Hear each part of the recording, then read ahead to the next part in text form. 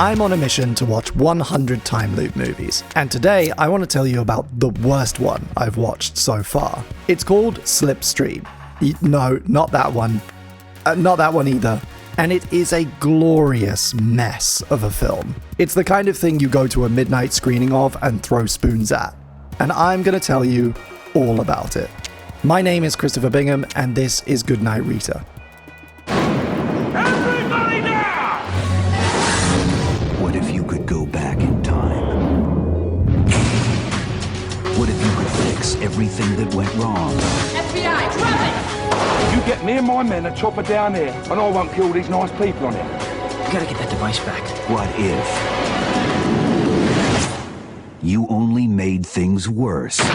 Just a note before we get started. As a rule, I try to stay positive on this channel. It's really difficult to make good art, and I have personally never made a feature-length movie. Nobody sets out to make something poor, but sometimes it happens anyway. I'm recording this in the spirit of having a bit of fun and also learning from those mistakes. Well, that looks quite flavorful. Is that a decaf non-fat soy fruitorama? No. So what is this movie? Slipstream is a 2005 feature directed by David Van Essen and written by Louis Morneau and Philip Badger. It stars Sean Astin, Ivana Milicevic, and Vinnie Jones. It has a runtime of 89 minutes. I couldn't find an accurate budget, but there was some decent money behind this. It was shot after Astin's appearance in Lord of the Rings. The Lord of the Rings, Sean Astin. It features lots of explosions, stunts, and early CG visual effects that can't have been cheap. It was filmed in South Africa and received funding from a bunch of different companies, including Film Africa Worldwide.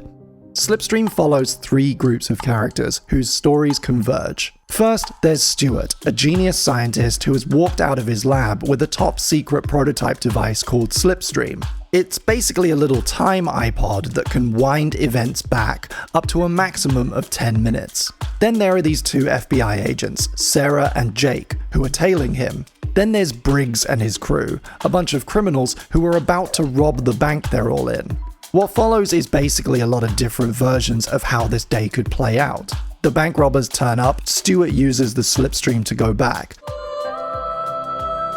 The next time round, Stuart gets shot and uses Slipstream to go back, this time with Sarah touching the device as well, so she has memories of those events too.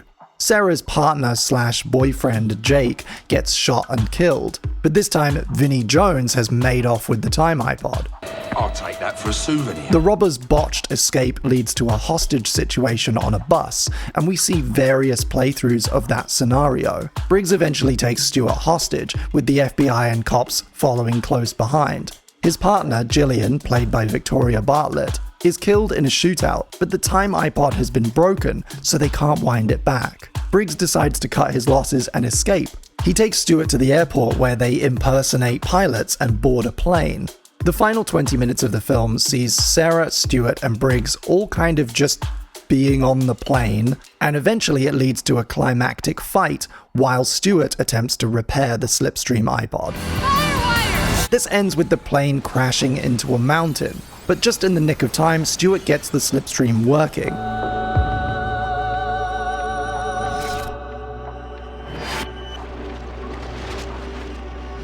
The events of the entire day rewind to the bank. It's okay.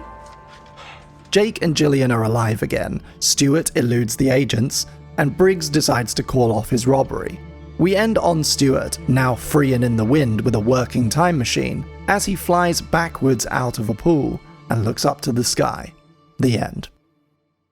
Where do I even start? This movie tells instead of showing, it's full of terrible stock dialogue and actors doing their best. The plot relies on coincidence and accidents to move things along, and the whole thing is padded out with Garth Marenghi levels of time wasting. Anything without dialogue was considered for slow motion.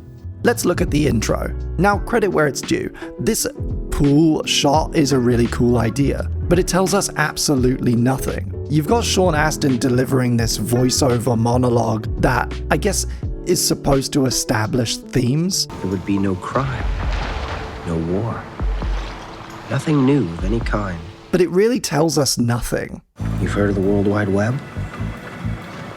Well, you're the fly that just got stuck in it.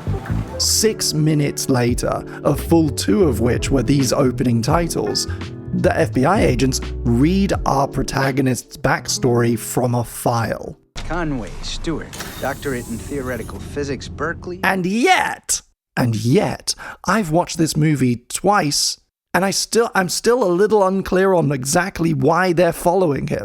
Maybe it's a Homeland Security project. You'd be investigating yourself, you wouldn't even know it. The style of this movie is wildly inconsistent. The visuals are constantly shifting in terms of color and dynamics. There are lots of underexposed shadows and overexposed whites and sunlit scenes. High contrast can be a stylistic choice, but in my opinion, this is mostly a miss. You've got a lot of intrusive green tones, particularly on the inside of the bus, and lots of really harsh, unfiltered spots and strip lights that could easily have been dealt with. Camera movement and placement is often basic and utilitarian, but then there are these bursts of hyperactivity that feel both completely unmotivated and also like completely ineffective at conveying anything or elevating the scene.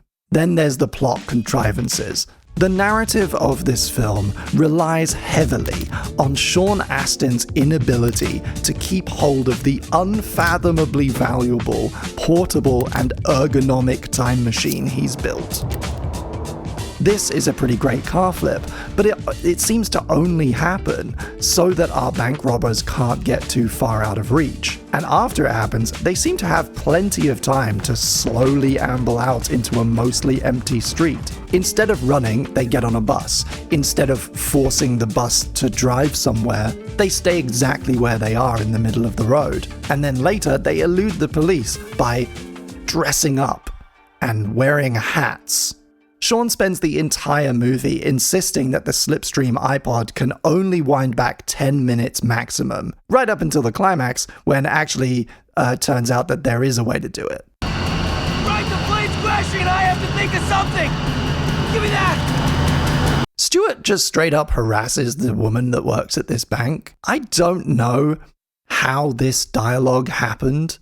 I want to have a deep and meaningful conversation with you. Every time I get the opportunity, I can't help but fixate on your perfect skin, your scent. My God, Maggie. You're just so ripe. All I've got on my mind is what you look like in black lace panties, Margaret. If Stewart is supposed to be our protagonist, which is how he's being presented, he makes an incredibly bad first impression. This conversation with Maggie the bank teller is not endearing. It's not charming in any way. If its goal was to illustrate that he's a, socially inept nerd, it doesn't really do that either. There's basically no clear direction happening here. And then at the end of the movie, when everything's wound back again, Maggie's suddenly like, hey, DM me. Yeah. Here's my fucking add me on AOL, babe. What? Okay. That sounds really nice. Huh?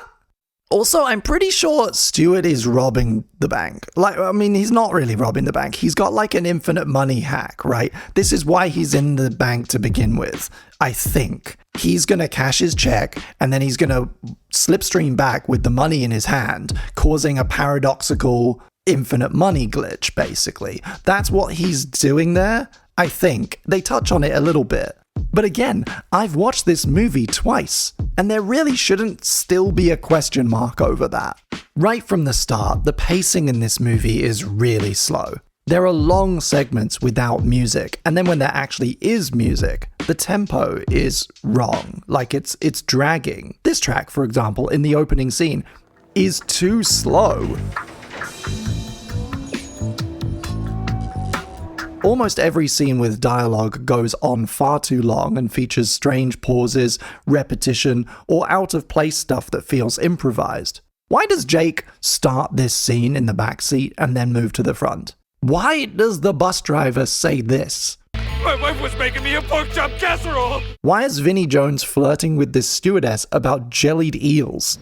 Eels? I don't think I've ever had them. You should. Very tasty. And if that wasn't enough, the flip side of this phenomenon is these long, indulgent, cacophonous scenes of people just firing their guns.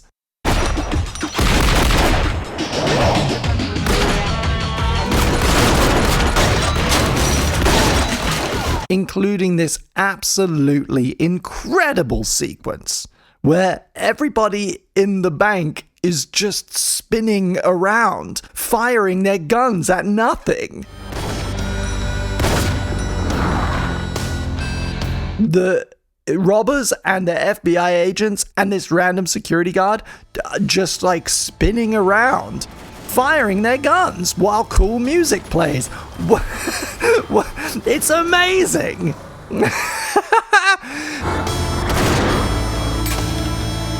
Later, as the hostage situation is developing, we are shown a full 1 minute and 5 seconds of extras and establishing shots. Look at this. Helicopter arriving. Helicopter POV. Guy in helicopter. Helicopter POV again. SWAT team talking to each other and looking around. Cops running. Cops looking at stuff. FBI agents standing and looking. Close up on a gun. SWAT team guys looking and standing. What? Shortly after this, there's this whole sequence where Sarah gets onto the bus and tries to charm Vinnie Jones into giving her the Slipstream phone, right? They go into the toilet, which is green, and have like a private conversation where the camera just spins. The camera just spins around them while Sarah monologues completely unrelated but slightly cool sounding nonsense. It's a black box project. Government's discretionary fund, stealth technology.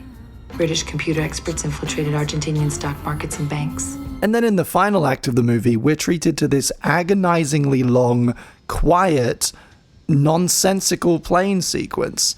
It's both a complete tonal misfire and narratively logically makes no sense. It grinds the movie to a halt.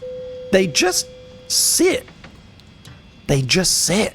on the plane doing stuff while extras talk at them.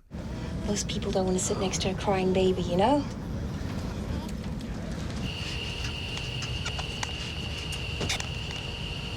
You're lucky we had a couple extra seats. This flight's usually full. Stuart and Briggs have a little argument. At one point, Stuart and Sarah actually go to the bathroom to have a little private chat. They are now safely away from the violent criminal who doesn't have a gun, and then he just goes back and sits with him. At no point in this 20-minute section of the film does the FBI agent alert the staff of the plane to her presence, so that when she gets her gun out, things can kick off in the silliest way possible. Oh my God, she's got a gun! Federal Air Marshal, put the gun down. Got an FBI agent with a gun.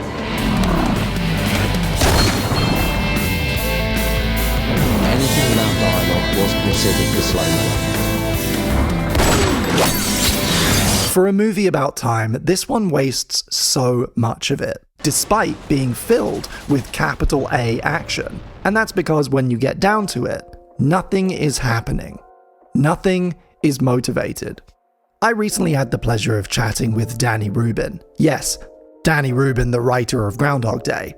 I'll be sharing more of our talk later in the series, and you can watch the whole thing over on my Patreon. At one point, I asked him if he had any go-to films or screenplays that he would recommend for students and aspiring writers. And he said this. I've found it's a lot more entertaining and sometimes stimulating is to show the worst movies you can find and have students sort of say, okay, I know you didn't like it, but why? What would you have fixed if you had set out to make it? What did they do here that took you out of the film, and what did they do that worked? You find examples of, too much dialogue or not knowing your central premise or leaning into it, and so the drama is too diffused, or all the variety of things that are mistakes that people make when they make movies. And that's exactly why it can still be really valuable to share and discuss a movie like Slipstream. With a sense of humor, sure, but also with, empathy and generosity. It's not always a skill thing. I mean, the process of making a movie involves a lot of moving parts and tough decisions. And sometimes that works in the movie's favor. Things happen that the filmmakers never would have anticipated that just wind up working. And it can work against you also. The things that you thought you could hold together, it's like, oh, nope, that just didn't work. Somewhere in here was actually a really fun idea. A Run Lola Run style criminal thriller where everything keeps going wrong, but with an explicit time travel narrative device. A story where these different characters all intersect, and over the course of a single day, their lives are changed forever. But unfortunately, the final product just doesn't come close to meeting its potential. And I think it betrays a serious lack of development. Questions about why something is happening, what a character is feeling, what the story is about. And again, right, not what happens, but what it's about. These questions have either fallen by the wayside due to production issues, or never been asked in the first place. So yes, Slipstream is just about the worst movie on my spreadsheet. And it's good to have a baseline for scientific purposes. It's awkward, it's terribly paced, the characters are poorly drawn. It's a complete mess I wouldn't recommend to anybody. But if you have a deep, practical interest in the craft of filmmaking, you might still get something out of it anyway. Maybe.